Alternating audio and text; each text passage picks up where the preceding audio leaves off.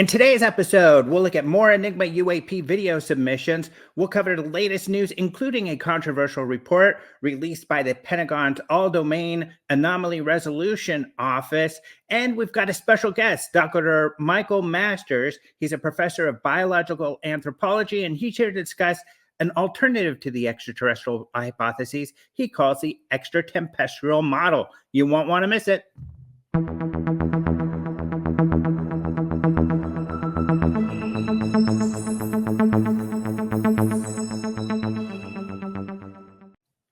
Hello and welcome to Open Minds UAP News. I'm your host, Alejandro Rojas. We've got a lot of big news that happened this week with this report coming from AARO, which is one of the reasons that I've got today's guest. Some of you who have been in this field for a while know about Dr. Michael Masters and his books and his theories, but I wanted to talk about this in particular because, the U in UAP means unidentified. We don't know what it is. We don't have enough information to say. Aliens is one hypothesis. Another hypothesis is potentially people coming from the future. And there's actually been some science around this that's been done. And that's why we're going to have Dr. Michael Masters on to talk about that and how, hey, we don't know what's going on. This model may be just as possible as the alien model, yet the government is saying we don't have evidence for either. Let's get into the news. So this week, the Pentagon released Volume 1 of their historical record report on unidentified anomalous phenomena. This is a report that was requested by the NDAA, so Congress requested that they put together this report, and the report was very interesting. If you watched the first episode of Open Minds UAP News, then you are caught up because this report really covered a lot of the things that I covered in the first episode. And that, of course, led to the frustration of many researchers because, as we covered, their, I think, credibility is being put into question. And it's kind of embarrassing when you come out and you say, hey, there's evidence that there's aliens and the government's hiding this, and then none of that comes to fruition. And none of it did come to fruition. The verbiage that is used in the report is very important, and I'll go over why. But for that reason, I'm going to read from the report and the press release for the report just to make sure that we cover exactly what they're saying because the words are very important. So let's get into this.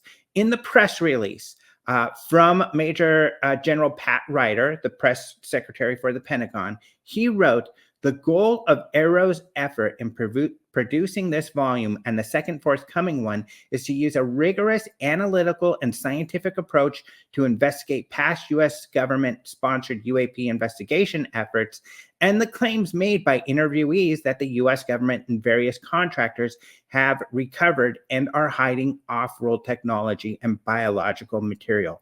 That is very important because a historical review makes it seem like it's going to be very comprehensive over the last 50 years or so, or what the government has done to give us an idea of what they've discovered and why they think this issue is important and that there are, the nature of whatever is anomalous out there. But instead, this report is focusing on the claims that there were off-world technology and biological material that was recovered. And so we'll get into why that's an issue going forward and some of the criticism, good and bad, that's come forward on that. But it's important to note, this is essentially a response to David Grush's claims in his Senate hearing where he claimed, David Grush being a former intelligence officer, he worked on the UAP task force, the first version, the most recent version before AARO, of an official UFO kind of investigation group. He came out and said he found evidence, although he said, secondhand, of these crash retrievals, Roswell, this sort of stuff. Congress has been very into it. There have been lots of Congress members who want a full investigation of these claims. And AARO allegedly has been doing that, trying to look into these claims, although the former head of the group, Sean Kirkpatrick, has said he hasn't had access to at least the primary witness, David Grush. But again, doesn't appear he had any firsthand information. To get back to this press release, General Ryder continues To date, AARO has found no verifiable evidence, really important, verifiable evidence for claims that the US government and private companies have access to or have been reverse engineering extraterrestrial technology. Also, AARO has found no evidence that any US government investigation, academic sponsored research, or official review panel has confirmed that any sighting of a UAP represented extraterrestrial technology. All investigative efforts at all levels of classification concluded that most sightings were ordinary objects and phenomena and the result of misidentification. AARO assesses that all of the named and described alleged hidden UAP reverse engineering programs provided by interviewees either do not exist, are misidentified authentic national security programs that are not related to extraterrestrial technology exploitation, or resolved to a disestablished program, meaning a program that no longer exists. So they're saying that they looked at all these programs. They didn't find any of them related to UAP. They go on in the report to say they also did not have any NDAs, so non-disclosure agreements related to UAP that they were found. So no NDAs. No one allegedly has been asked to sign an NDA related to any work on UAP. So that's essentially what they're saying. A couple of things here. Obviously, this is geared towards answering Grush's claims. One.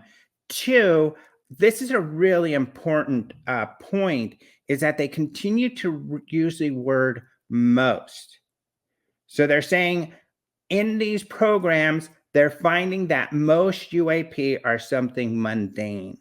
I think that that is really frustrating. A lot of people who are into this topic.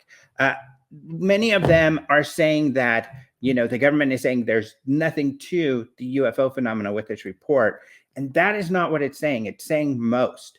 I think that that may represent bias to people who are into this topic. However, if you take a step back to people who aren't used to this topic, they're not going to understand. Like, most of us who are researchers or have been in this for a long time know that the vast majority of UFO reports, and we're talking 95%, are mundane. They're misidentifications. We all know that. Even the most ardent alien invasion believer, who's a genuine researcher, would tell you that that is the case. So we've always known that. And so it's important to point that out to the public. It is the case. Most of the time, people make mistakes. That's why at Enigma or with other efforts, we're trying to educate people so that they make less mistakes. Getting into the report, I just want to note a couple of areas that I found interesting. The report is very long, and we'll be talking about this more. In fact, my next few interviews are probably going to be with mainstream news journalists who dip their toes in this topic. And the reason why I want to do that is I want to bring some balance. Those of you who are into the UFO community, there's a strong narrative that is, to be honest, not completely substantiated and a bit hypocritical, and we'll go over that. But people are very upset, and there's a lot of emotion around that. They feel that they had an idea of what was going on, and that wasn't confirmed in this report, and they're frustrated by that. Some of them, of course, believing that the government is not being forthcoming with this information. However, I want people to get an idea of, grounded, kind of skeptical journalists who were open to this topic, what their experience was like, and the good and the bad looking into this topic, and where they stand today and their interpretations of this report. I think that's going to be really important to get us to a grounded area to move forward, because their views are important. This is a view of the mainstream, and these are the ideas we have to consider if we want to move things forward. Getting into the report itself and some of the notes that I wanted to make, first on incursions at nuclear facilities. Of course, that's an important topic. The Scientific Coalition for UAP Studies just recently, if you go to explorescu.org, put up a couple papers where they took data, mostly from Blue Book and other places, of the good cases and analyzed those to find out if there were more sightings statistically around nuclear facilities, and they did find some interesting information there. Here's what AARO said.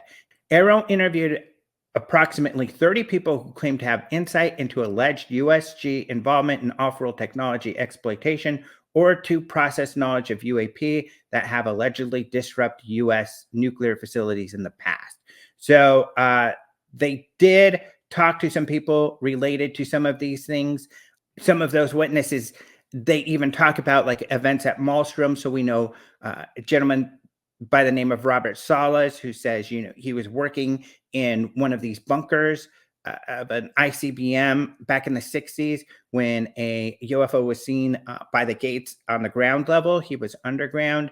And then soon the missiles went offline for a short period of time.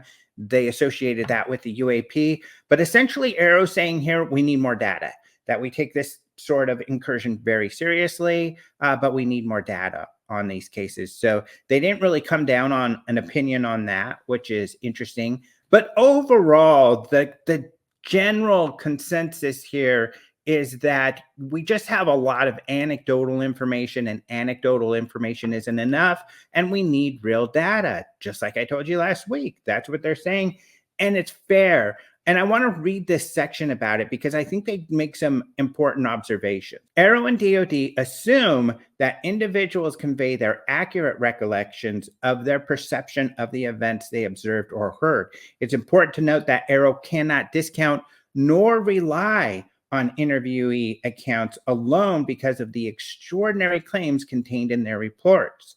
Although individual accounts are important, they are only one element of the larger picture and provide AARO with the opportunity to initiate an investigation. However, any final assessment on the veracity of these accounts must be accompanied by provable facts. And that's where we are. That's where I am. We've got an abundance of very credible, interesting anecdotal information. That gets us to look. It doesn't give us answers. We need these provable facts. We need more data to get answers. These are another great points regarding anecdotal information.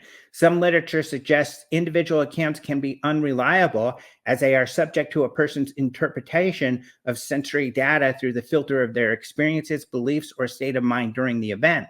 A person who reports a case might be credible in that they believe the elements of their account to be accurate. However, their reliability, which is their ability to accurately interpret events, as well as to recall and convey those events, due to a range of factors, is altogether different from their inherent sincerity.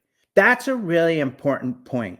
My degree is in industrial and organizational psychology, and we look at this quite a bit. In fact, I wrote a few papers on the, because of UAP, I was looking into the reliability and the best way to get information from witnesses.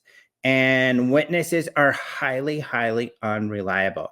The best thing you could do is get the information immediately, right when it happens, before someone talks to anybody.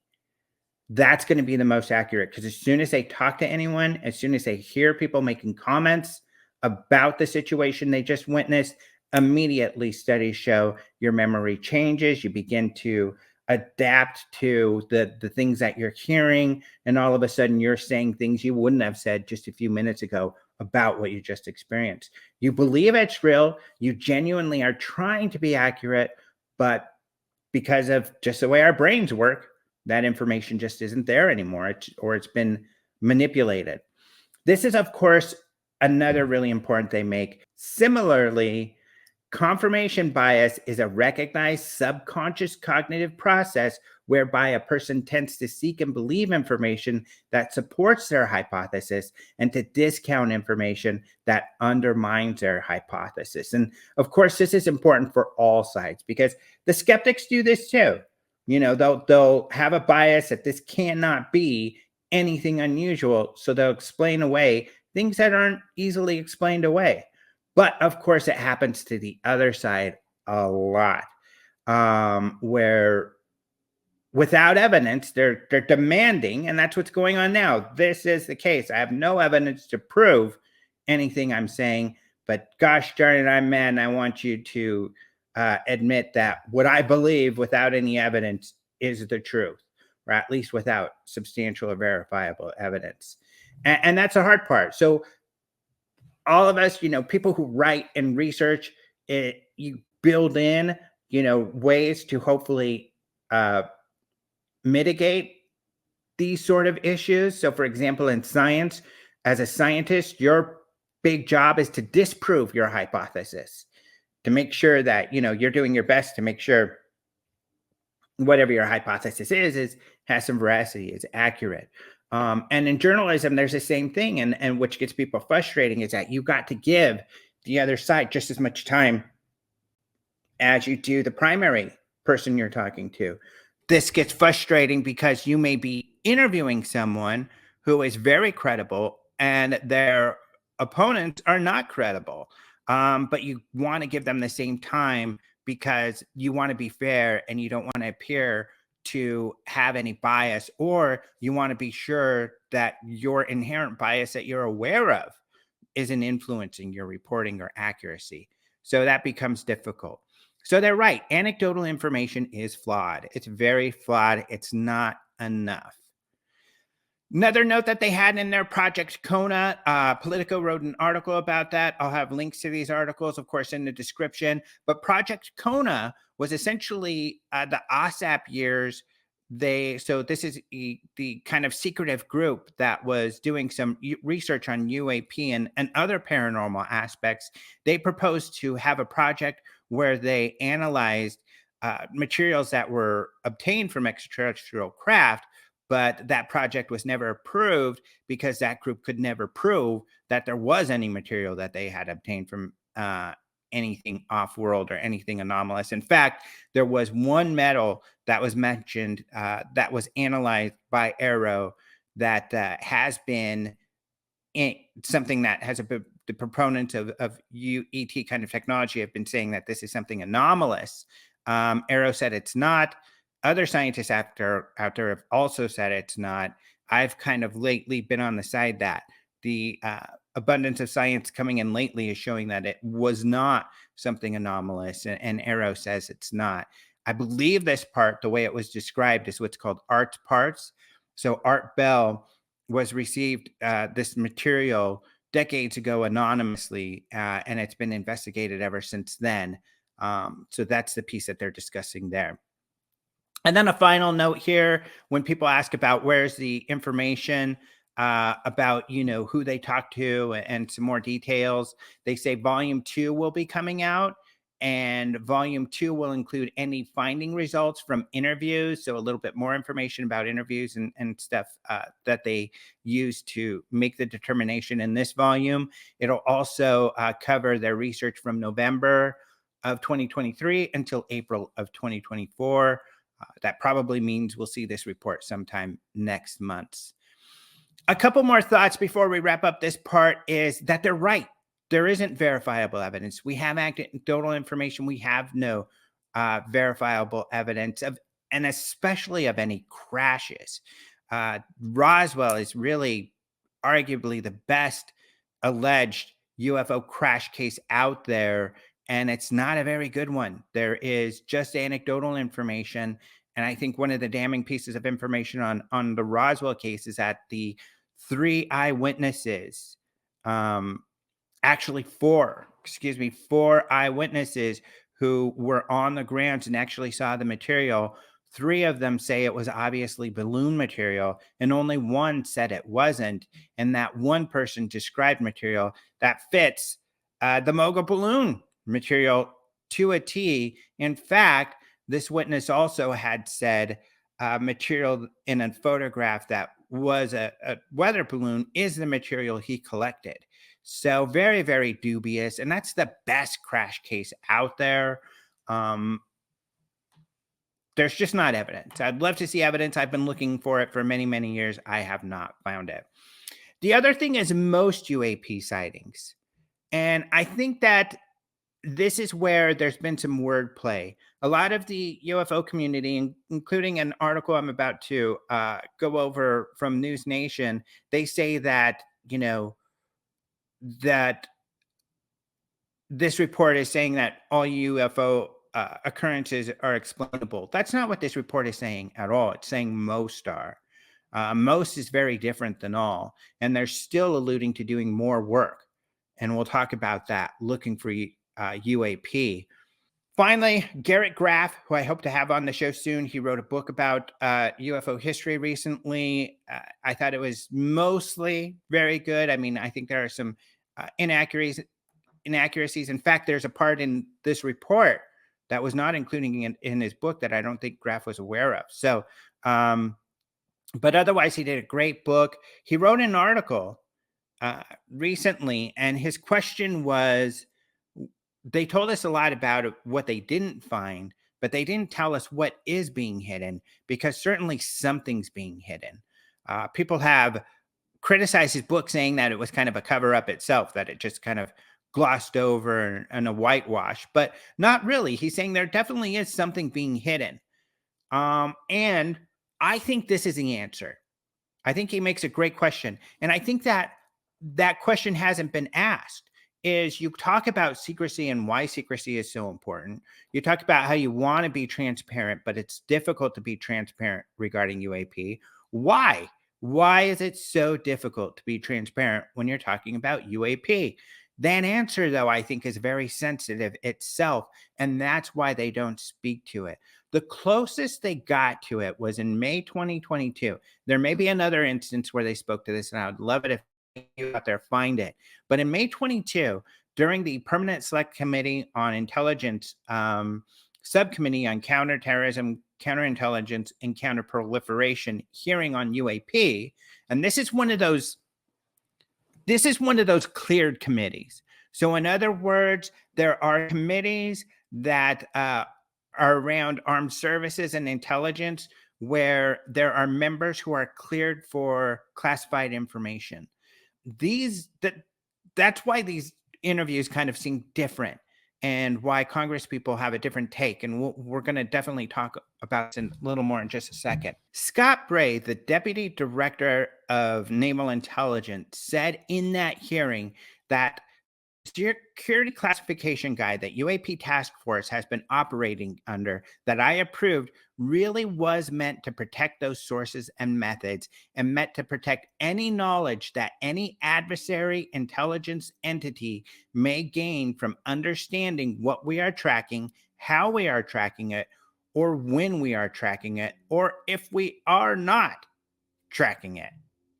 And so that's been an important piece in the balance between transparency and preserving our warfighting advances, because the U.S. military does train as it would fight. So what he's saying here is we don't want the enemy to know what we're doing, how we're doing it, when we're doing it, if we're doing it. So essentially anything we do around some of these sensor capture activities is going to be classified. He said, what I will commit to is, at least for that material that is under my authority as the Deputy Director of Naval Intelligence, for information that we have when it does not involve sources or methods, and when we can, with reasonable degree of confidence, determine that it does not pose a foreign intelligence or national security threat, and it is within my authority to do so, I commit to declassify it. So I believe very much in the transparency of this, and we work very hard to balance that with our national security needs. So it's kind of like I've been saying here. It's a very high bar. So in other words, we will declassify it if we confirm it doesn't have anything to do with foreign intelligence, it doesn't have anything to do with national security, and it doesn't reveal sources and methods. We'd be more than happy to share that. The tough part is, with this topic, all of those are going to be in play. If you have an object you cannot identify that seems to be advanced technology, how do you verify that it's not foreign technology? Technically, it's not ours. It is foreign technology. You must assume it's worldly foreign technology till you have evidence of otherwise. They have no evidence of otherwise. They're saying that none of this is beyond the abilities of known physics. And if that's the case, then it's not beyond the technological potential capabilities of a human enemy actor or entity. And so it's going to be really hard for them to reveal information. And I think that that was the closest. And when I heard that, I was like, exactly. He's essentially telling you that it's very difficult to declassify anything when it comes to this topic. One other article that came out of all of this is Tim Phillips, the acting director for AARO. He, in a press conference, or at least in an interview with Defense Scoop, and I've got to say that Defense Scoop, especially the coverage by Brandy Vincent, their reporter there, hopefully I can get her on the show eventually. She's doing a great job reporting there. But she asked him about the report. He wouldn't say much, but he talked about a new program that they're doing where they're creating these things called Gremlin Systems to capture more information about UAP. He told them, we're working with some of the government labs, such as the Department of Energy labs, and we have a great partnership with Georgia Tech. And what we're doing is developing a deployable, configurable sensor suite that we can put in Pelican cases.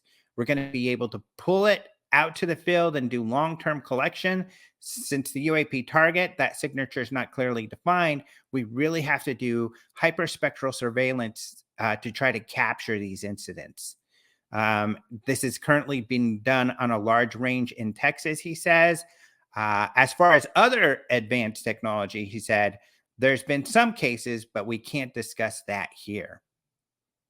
So in other words, a couple things. One, they're building these systems to look at UAP. This stuff about this report saying UAP is no longer important, that doesn't seem to jive. That's not what they're saying. They're saying this report was a response to the Grush claims, obviously. And obviously they're still into looking at UAP and now using these Gremlin systems, which almost sound a little bit like some of the systems like UFO DAP. If you haven't seen it, just UFO DAP, you could go check out the website where they're building these sensor suites where they can collect information on any UAP that fly by. It's a great project. It's a type of project that needs to be advanced so we can grab more information. So it's exciting that they're doing this. But just like we said, just like we had discussed about Bray, Phillips, the current AARO acting director, says, as far as other advanced technologies, there's been some cases, but we can't discuss it. So they have seen cases of what appear to be advanced technology. They can't discuss it. Why can't they discuss it? Bray told us they have to clear it. They have to be sure it's not foreign technology or some national security threat. How are you going to clear it from those things before you declassify it? That's a lot to ask for. Perhaps they'll never be declassified. But in the end, although we don't have an explicit statement like this in this report, we have had explicit statement like this in other reports, and I don't think this changes that everybody still believes UAP are a real concern, a potential safety issue, and something that needs to be researched. That's important. That's good. We need to continue with that. They also say there's no evidence of aliens. True, we don't have that verifiable data. If you believe aliens is the answer, well then, let's get some data and let's prove that. And Datable is obtainable. And then finally, we need more data, obviously. So this is interesting. In response, there have been some Congress people that are asking now for a special UAP committee.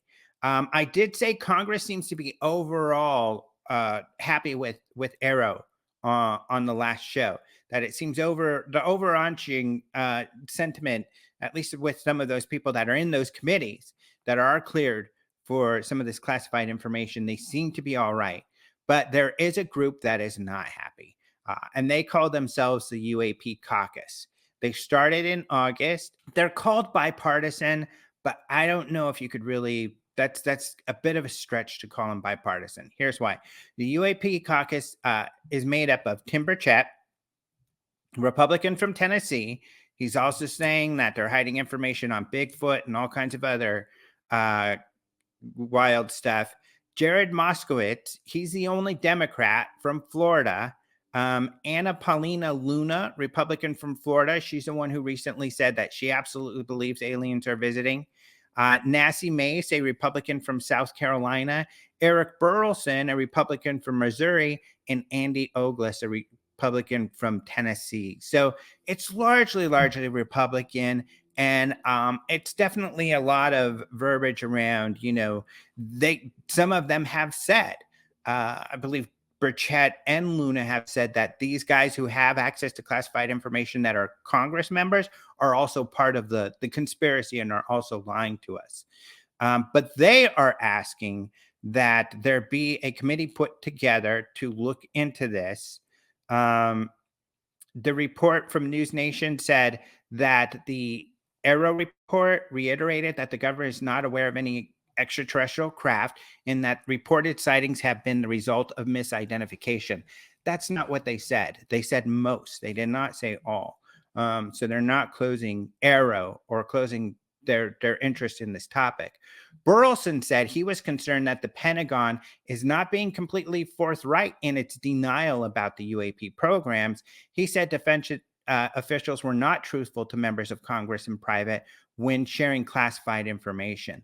That's interesting coming from Burleson because he's also said he doesn't believe they're aliens, that he believes they're foreign technology. But now he's saying that he thinks that the Pentagon's lying.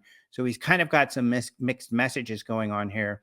Burleson said that he had not questioned Speaker Mike Johnson on this issue, but he does already have the support of a few other leadership in the House in order to create this UAP committee. Whether or not it'll happen, we'll see. I'm all for more transparency. So if this committee happens and they bring more witnesses who can bring evidence rather than just anecdotal rumors or hearsay, that would be great because we would all love to get to the truth. So we'll see what happens with that. Finally, in our last bit of news, ABYL and the Galileo team from Harvard are under fire at a lunar and planetary science conference in Woodlands, Texas. Essentially, what happened is one of their representatives came to talk about these sphericals that they retrieved from the ocean that they are purporting to potentially be extraterrestrial technology. The crowd at this science conference got upset because they're aware of the situation. As this article said, they're trying to not even entertain these hypotheses or these ideas because they're so way off base. But at this conference, they got pulled in and they began debating. So essentially, what has happened is ABYL from Harvard, he really got into this topic with this interstellar object that came into our solar system called Oumuamua, and then it passed through. But there were some anomalies, at least in the way that its speed and the nature in which it left. There are a lot of theories about why it did what it did, but ABYL proposed the idea that it could be extraterrestrial in nature. He then received information that there was a meteorite, potentially another extrasolar, meaning something that came from outside of our solar system, that had come and crashed in the ocean near Papua New Guinea in 2014. He went to the area, tried to get some samples, analyzed those samples, and said they were anomalous. Other scientists are upset because they're saying, one, the material you found is not extraterrestrial. It's known. It is actually parts of a meteorite that crashed and dispersed these things all over a lot of the ocean and can be found in a lot of places. So it's not unusual. It's not extraterrestrial.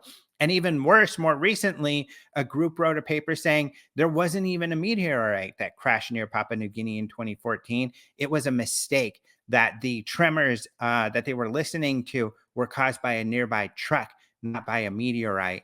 ABYL is saying, well, the DoD told me it was a meteorite and you don't have their information, so I don't believe you, I believe them, even though the DoD is certainly not the experts in this. And that's what's most important. You got to talk to the experts. So we'll see. I think we're going to see a lot more controversy around this. So there's the news coming up next. So let's get to our interview with Dr. Michael Masters. All right. I am very happy to welcome our first guest, Dr. Michael Masters. He is a professor of biological anthropology at Montana Technological University in Butte, Montana. Welcome. Thanks, Alejandro. It's always a pleasure to chat with you. Always a pleasure to talk to you as well. One of the reasons you're here is that you've written this book, Identified Flying Objects. And essentially, what I would like to discuss is that you're kind of proposing, and you've done some research to show that it's plausible, that there's an alternative to the what is called extraterrestrial hypothesis, which is that perhaps what we're seeing really is advanced technologies from a third party, but it might not be aliens. In this case, maybe it's us from the future. Yeah, no, exactly. It's an idea that occurred to me when I was about 8 or 9 years old, and I've been pursuing the question ever since, and especially in the context of long-term evolutionary trends and hominin morphology and technology, because our technology has evolved in lockstep with bigger brains and just an expanding frontal and parietal cortex in general. Obviously, being cautious of selection bias and confirmation bias, just keeping an open mind to this question of whether it could be us. And obviously, I don't think it explains all of the phenomenon. It's much too complex and mysterious to be just this one thing. But based on the description of these craft and the description of the beings so commonly seen in association with them, I think it is important to consider this possibility. It's certainly not one that I claim ownership of. The idea has been around since the late 1940s with Commander George Hoover, Herman Oberth, one of the fathers of rocketry here in the U.S. post-World War II. So, yeah, I mean, the idea's been around for a while. I'm just kind of bringing together some different fields, and especially in that first book you mentioned, IFO, bringing together a multidisciplinary approach focusing on anthropology, obviously, astrobiology, astronomy, and physics to make a case that we should at least consider this as a possibility. Great. And let's look in those areas. So when it came to anthropology, what were the indicators or some of the work that you research that you found that kind of support your ideas in that area? Well, that's a great question, Alejandro, because that was actually the first thing that got me interested in this is when I was 8 or 9, I happened to look up at our living room shelf and see a picture of Whitley Strieber's book. It was the only book that was facing out toward the living room. And I had this sort of white flash, sort of this moment of awareness where I thought, what if they could be us? And as a young child with no education in evolutionary anatomy or synapomorphies, it was really just a question that entered my mind, potentially an aspect of precognition, which I've had my entire life. And anybody interested in that can seek out Eric Wargo and his 2 great books on the subject. So yeah, what struck me is just how similar they were. Bilateral symmetry, eyes, nose, mouth in the same place, craniofacial features that seemed to be the same as ours, just more evolved. And one thing I tried to avoid in writing this book, and each of my books really, was to avoid speculation about what might happen between now and then to make us look like these beings, because it really doesn't matter. What is more informative, I think, and what I really tried to stick to is things we can know. What trends have dominated hominin evolution throughout the last 6 to 8 million years since we first stood upright, started walking bipedally, which is the trait that defines the hominid lineage and is ubiquitously described in cases where these beings are encountered. But what are these trends? And the biggest trends, the most dominant ones, are an increase in cranial capacity. We have brains that are about 3 times larger than our closest living relatives, the chimpanzees, whose brains are about the size as these early hominin ancestors going back to about 7 million years ago, about 420 cubic centimeters. So there's been an expansion of our brains forward and mediolaterally, especially in the parietal lobes up here. In association with that, our mid and lower facial anatomy has been reduced and retracted. So it not only got smaller, our teeth, our masticatory musculature got smaller, but everything moved back. And there's this trade-off. It's a common, what we call bow plan. You can see it really well in domesticated dogs. You think of a Doberman Pinscher, low sloping forehead, long snout, we call that prognathism, versus a pug or a Chihuahua where they have this retracted face and a rounder forehead. And that goes for most mammals and certainly us. In fact, we're the only mammal where this has happened to the extent that our eyes sit directly below the brain and in very close proximity to one another. So there's a lot of things just in the craniofacial anatomy that jumped out at me early on, indicating that there's something to look at here. They could potentially be us. And then you factor in post-cranial cranial anatomy, you factor in the technological changes, and an evolution, not just linearly, but an accelerating geometric curve of evolutionary change. And there's a lot of things that seem to indicate that rather than being from a different planet, who evolved the same way as us on a different planet with a different gravity. And most exoplanets, the vast majority that we've found so far, upwards of 95%, are much larger than Earth. Only about 2 to 4% are the same size or smaller. So we're also, in addition to being the only mammal with our eyes that are under our brain, we're also the only habitually bipedal mammal. And it causes a lot of problems. We suffer from a lot of problems with that. So it's unlikely that we would get the same evolutionary process to have upright walking humans, essentially, with bilateral symmetry, 2 gut openings, can breathe the same air, can have sex with each other, can speak the same languages. They can speak our languages in countless cases. And that we evolved at the same time and close enough to each other that they could come here and find us, and that they would be only slightly more advanced than us. So I argue that the more parsimonious solution to this question, or at least a part of it, because I don't think it explains all of it, but a part of it is that they are simply us coming back through time to visit and study their own past. Right. And to your point, then, really, and just so people in the audience know, Whitley Strieber wrote a book that was kind of the first one to really make this image of an alien that we see, where it's kind of this tear-shaped head, large head with large eyeballs, not much of a nose, slit for a mouth. And this is all anecdotal information that we're getting from people who claim to have experiences. But this image that of the gray that has now become so iconic, the point you're making, which makes a lot of sense, is that especially using Occam's razor, what they're describing sounds more like an advanced human rather than something extraterrestrial or from another planet. And it would make much more sense, even scientifically, that it would be an advanced human rather than something from somewhere else. Yeah, and then, we also have to be cautious of the psychocultural, psychosocial effect, where if there is this iconic image, is it perpetuated as a result of this, or are people just describing, seeing the same thing? And I trend toward the latter, because there have been people coming into contact with people that not just have those great alien characteristics. This was sort of a failing of my first book, because I mostly focused on these long-term evolutionary changes. But then in my second book, the Extratempestrial Model, I realized in studying the UFO phenomenon in much more detail, and in many cases across the world and through time, that one covers 5 continents over about 90 years, that the majority are actually human, just like us, doing things that we would do.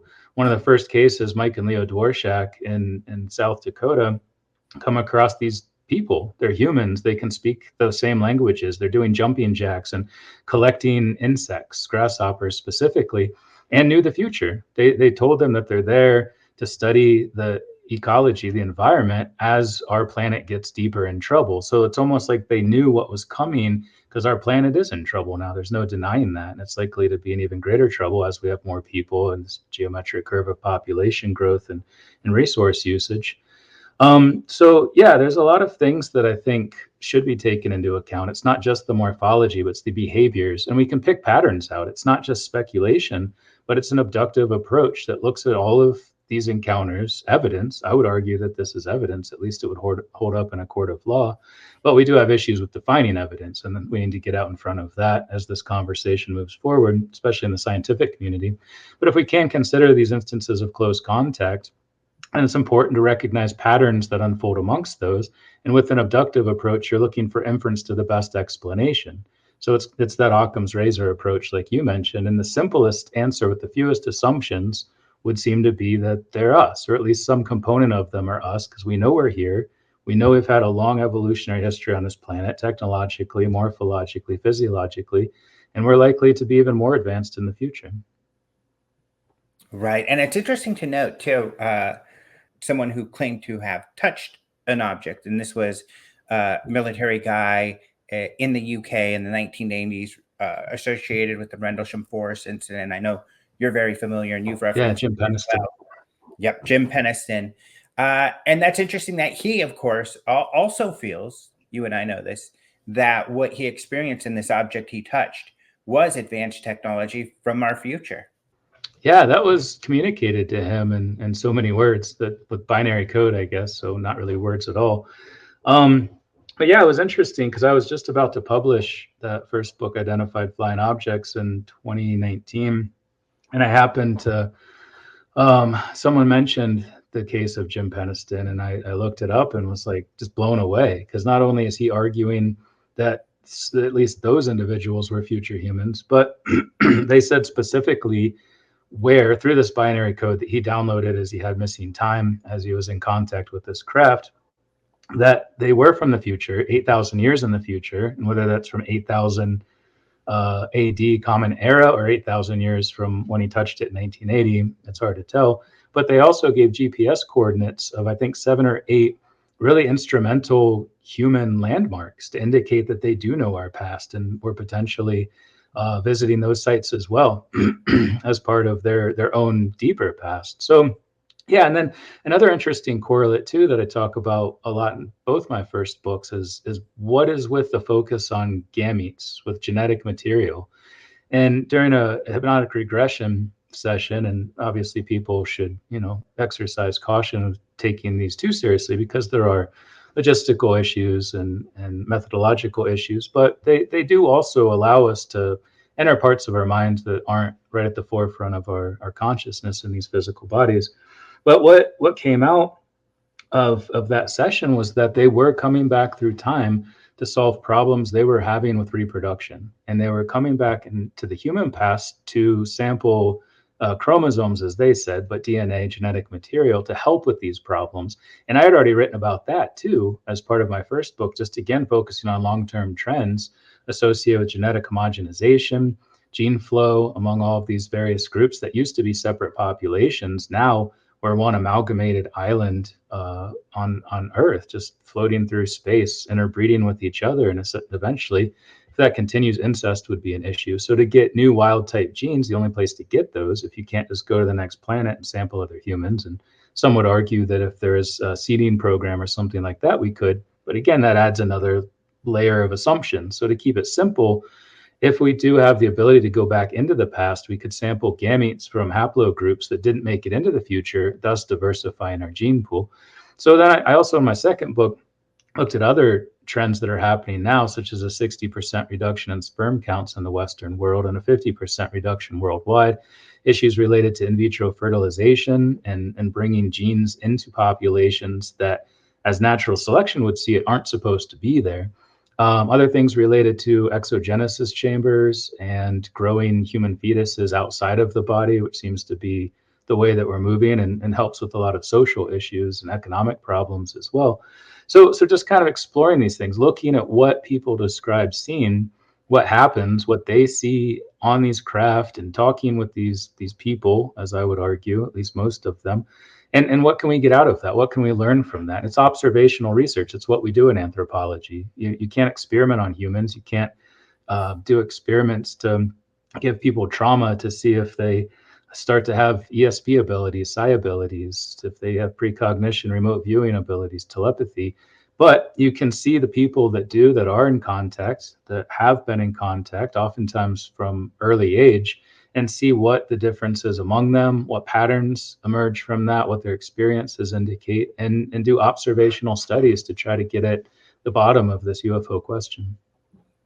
I'm really glad you brought that in, and you added to that because you make a great point that even the narratives from these stories include, yes, the third party claiming that they're from the future, and I think that's a great point too.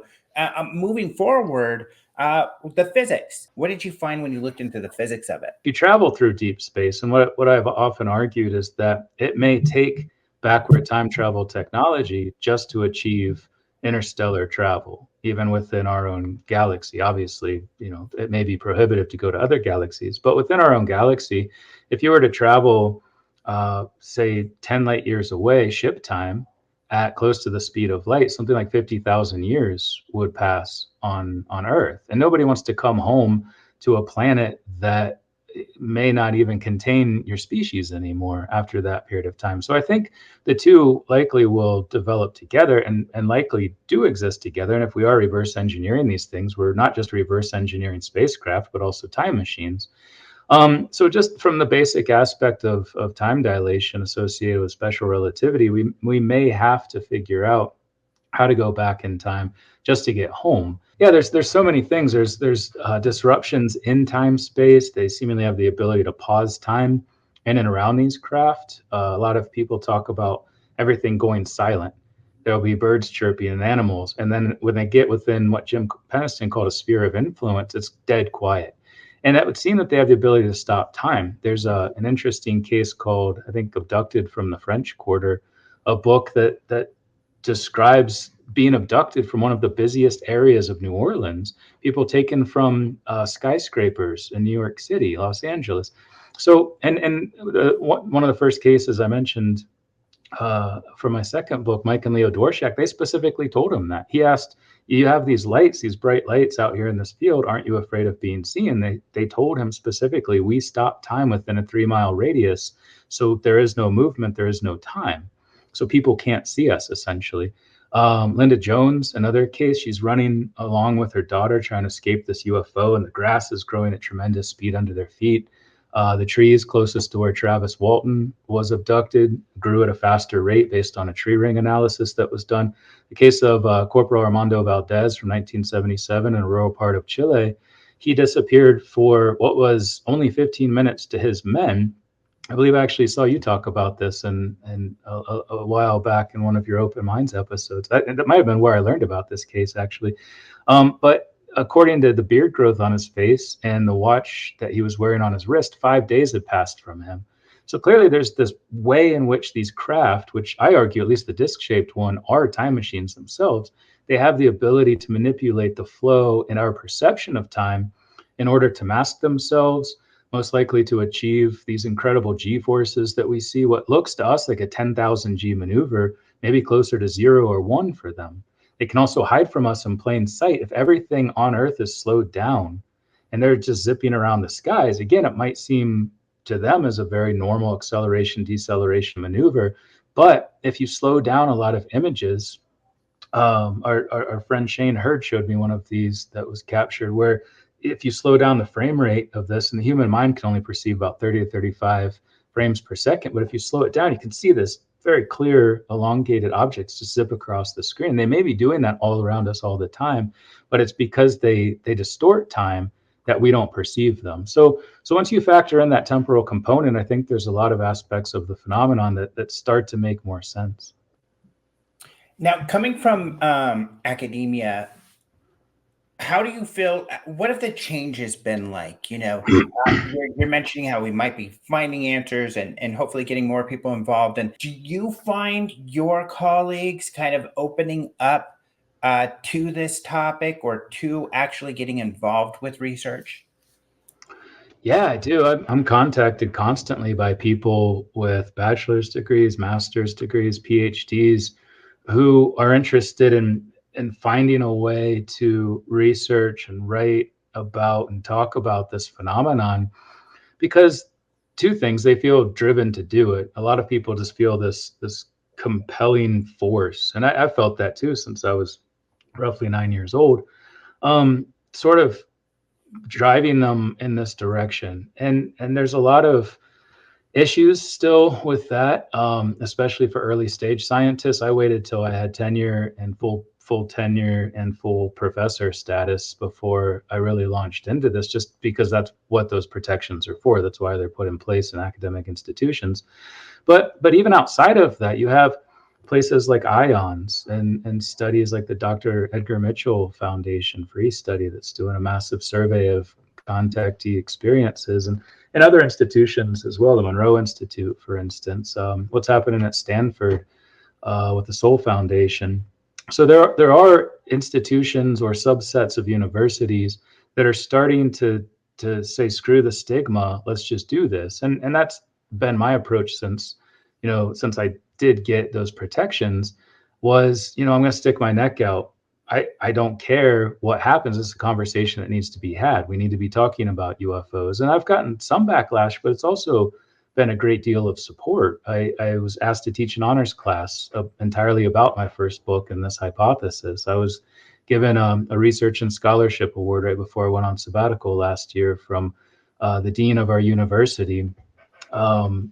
Was congratulated by the chancellor of our university when an article about a featured article in Fox News and space.com came out about this theory, and my first book in 2019. So institutionally, I feel very lucky. Montana Tech, our slogans are big ideas, big mountains, open skies, open minds. Like we're one of the top science and engineering universities in the Pacific Northwest, but really it goes beyond that. It's pushing the envelope. It's a lot of research that does even contract with the Department of Defense in various ways, nanotechnology research and all of these things. So my experience, I don't know how it translates to other departments, other universities, with colleagues in other disciplines.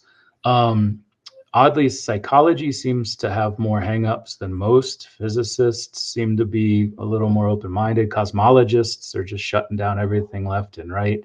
Adam Frank, Neil deGrasse Tyson, Brian Greene just have these knee-jerk reactions to anything that doesn't fit neatly into their preconceived notion of physical reality, which I think all of us are going to need to challenge to move past where we are and to begin to understand not just UFOs, but the things that happen in association with them, like telepathy, like missing time, remote viewing, all of these psi capabilities that seemingly are linked with consciousness and the UFO question in ways we don't yet understand. And I think that's the next step is as this stigma wanes, we need to start sort of inching toward these other questions that have also been off the table, such as consciousness, for this entire time. So yeah, I think we're moving in a good direction. It's really great to see, and I'm just, I would say, optimistic about the future of this subject and others like it in academic institutions.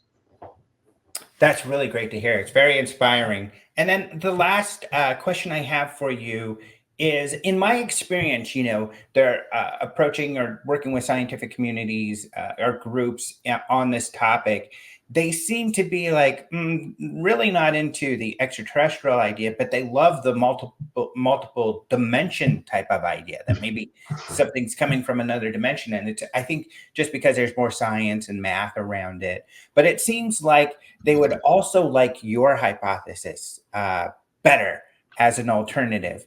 I would imagine, and I would love to hear that you get a lot of positive reactions, or at least kind of, hey, that's an interesting idea, but I like it. Yeah, well, one of the reasons they like multidimensional so much is because it doesn't say anything. It doesn't answer the question of who they are, where they're coming from, what they are. It passes the buck. So interdimensional just become this catch-all term without actually designating the origin point of these beings in the craft. So I actually consider this extratempestrial model, this extratemporal hypothesis, as an aspect of interdimensional. Because if they're moving across the fourth dimension or using some dimension beyond the four that we understand now to travel, then it is interdimensional. It's part of the same thing. It just goes a little farther and says, they're us. That's why they look like us. That's why we can reproduce with them. That's why we can mate with them. That's why we can communicate and all of these other things. That's why we look like them. That's why we have bipedalism, which is the trait that defines our phylogenetic lineage. So yeah, interdimensional is easy because you don't have to actually answer the question. And then there's all these other issues. Are you talking about the brain, the woven, the expanding, the quantum models of a multiverse, interdimensional travel? But yeah, I think this one is maybe too specific for some people, and I do get pigeonholed, and my research gets pigeonholed. Even though from the beginning I've said I don't think this is the only explanation, people just assume that there's this false dichotomy, the straw man thing happening between the extraterrestrial and the extratempestrial, and that's not the case either. It can be both. And in a recent talk I gave in Mesa, Arizona, I showed how it can be both very, very clearly. So yeah, I think the question of origins is the next thing up. We first had to demonstrate that UFOs are real, and I feel like we've gotten to that point. At least the vast majority of us have, other than the aforementioned cosmonauts. But I do think that we need to approach it carefully with an open mind, but as Carl Sagan said, not so open that our brains fall out. We need to look fastidiously at the different theories that are on the table. And this has been happening. I saw a slide from Carl Nell's presentation at the Soul Foundation that laid all of these different theories out in a very succinct and comprehensive way. But I think that's where we're going. And you're starting to see people talk about that more in science as well. But also the mainstream, we're starting to have that question asked more. But we do need to be cautious in approaching it and keep everything on the table until there's a reason to toss it out.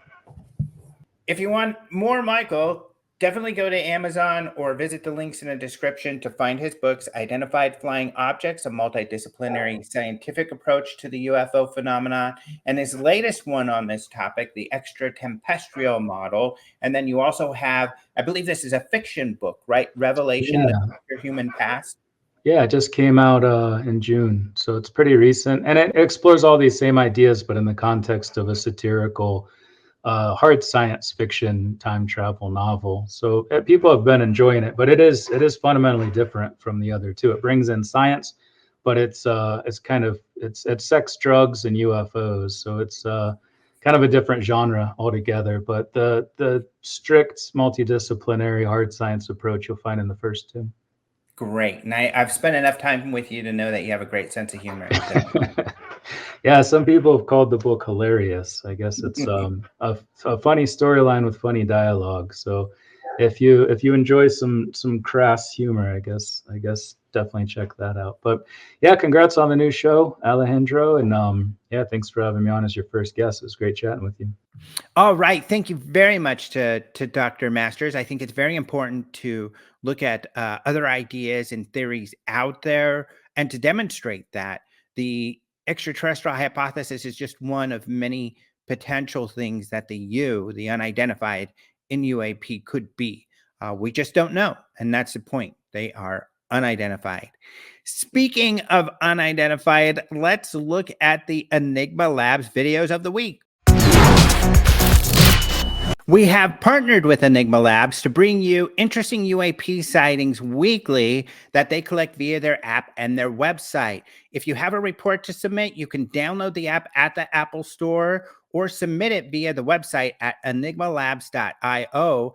In the interest of full disclosure, I am a paid consultant for Enigma, and that's how I can keep up to date on the best videos that are coming in. And I'm really excited to share with you some of the cool stuff that we're getting here on the show. So we're going to be looking at 2 videos most weeks. Last week, it was just one, but going forward, we're going to look at one that has been posted by Enigma that is, I believe, explainable, so we can have a teaching moment, so I can show you what to look out for. And the second one will be one that is more anomalous or mysterious. I'm not saying it's definitely something unexplainable, but just a little more weird and fun to look at. And I love your input to see what you think about it. So let's take a look. So this first one that we're going to look at is from Clinton Township, Michigan. I was recorded on October 21st, so just recently. And I'm going to big screen this because it's a little hard to see. But at the top here, you'll see this light. And it looks like a star because it doesn't seem to move. And then below it, there's another little light. But here's the telltale sign. There's also on the very bottom a super bright light, probably from a house. Looks like it's a house light or maybe a street light. I think it's from a house, but it's so bright you can't even see what's around it. And every time you're out at night filming and you have a bright light like this, you're going to have an internal flare. And when you're holding your phone, every slight movement of your hand is going to make that little image or that little reflection also move. And then it looks like it's moving erratically. So if I push play here, you could see it looks like, oh, what the heck, this little round thing zipping around. But you'll even see as she zooms out, it moves further down. It's essentially just corresponding to the movements of her hand. And that's what that little light is. Go try it. If you take your phone and go film a street lamp tonight, you'll have the same effect. You can kind of play around with it. and get used to that. So don't be fooled. Another indicator of this issue is they'll say, I can see it in my phone, but I can't see it with my eye. That's because it's not really there. It's just a reflection inside your phone. This mostly occurred at the beginning of this video, so I'll play it again just so you can see that. So not a UAP. That is a reflection. So just want to share that with you to keep an eye out for that sort of thing. But let's look at the more mysterious video. And actually, it's just on the other tab here. So this one is from Greater Manchester, England, from the UK. So maybe I'll turn on the sound so we can hear their cool accent and what they have to say. But this one's kind of weird. I think it's probably a couple of floating mylar balloons. But what's strange about it is they do seem to keep an equal distance from each other. And mylar balloons are usually, round or solid. Like the flickering is not steady as it is up there rolling or tumbling or, being manipulated by the wind. You see a lot of flickering as there's reflections off of it. The reflections on these are weird, almost like it has one flat side that is reflecting. And that's why I just wanted to share this with you, because it's pretty strange. Look at that. It's almost like they're kind of these discs that are kind of going like this and then catching the sun and reflecting once in a while, just like my hand is with the light. That's what I'm guessing. But they do keep that equidistance from each other, and it's just not similar to something I've seen before. Again, likely balloons, but I would love to hear what you all have to say out there, especially if someone can identify what it is. Maybe some kind of balloon that's dark on one side, bright on the other, or something more mysterious. What do you think? It's a very short video. And this is the other problem. Even when we get back to that AARO report, this is very little data. All we've got is this video, maybe a couple witnesses. Maybe the guy filming this is the mayor, so he's a very credible witness, or the local priest or something.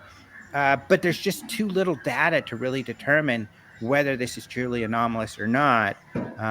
Likely balloons, but we'll never know.